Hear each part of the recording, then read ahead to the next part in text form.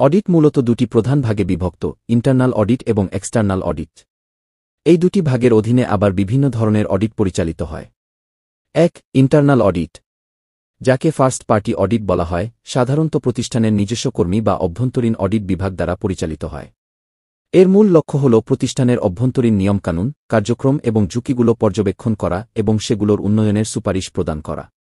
আভ্যন্তরীণ অডিট প্রতিষ্ঠানটির পরিচালনা ব্যবস্থাকে শক্তিশালী করতে এবং সম্ভাব্য দুর্বলতাগুলি চিহ্নিত করতে সাহায্য করে। এটি একটি চলমান প্রক্রিয়া যা প্রতিষ্ঠানের স্থিতিশীলতা এবং সামগ্রিক কার্যকারিতা উন্নত করতে সাহায্য করে। ২. External audit. এক্সটার্নাল অডিটকে দুইটি ভাগে বিভক্ত করা যায়, সেকেন্ড পার্টি অডিট এবং third party audit. Second party audit, এটি সাধারণত প্রতিষ্ঠানটির সাথে সরাসরি সম্পর্কিত অংশীদার বা ক্রেতাদের দ্বারা পরিচালিত হয়। যেমন, যখন একটি প্রতিষ্ঠান তার সরবরাহকারী বা ব্যবসায়িক অংশীদারদের কার্যক্রম যাচাই করতে চায়। এই ধরনের অডিটের উদ্দেশ্য হল সরবরাহকারী বা অংশীদারদের কার্যক্রম প্রতিষ্ঠানের মান অনুযায়ী হচ্ছে কিনা তা নিশ্চিত করা।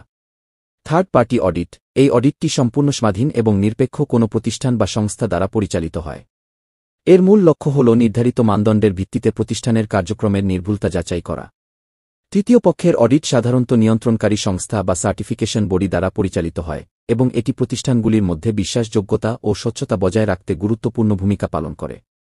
এই তিন ধরনের অডিট প্রতিষ্ঠানকে তাদের কার্যক্রমের উন্নয়ন, ঝুঁকি ব্যবস্থাপনা এবং নিয়ন্ত্রণের উপর দৃষ্টি নিবদ্ধ করে একটি শক্তিশালী এবং কার্যকর পরিচালনা কাঠামো গড়ে তুলতে সহায়তা করে।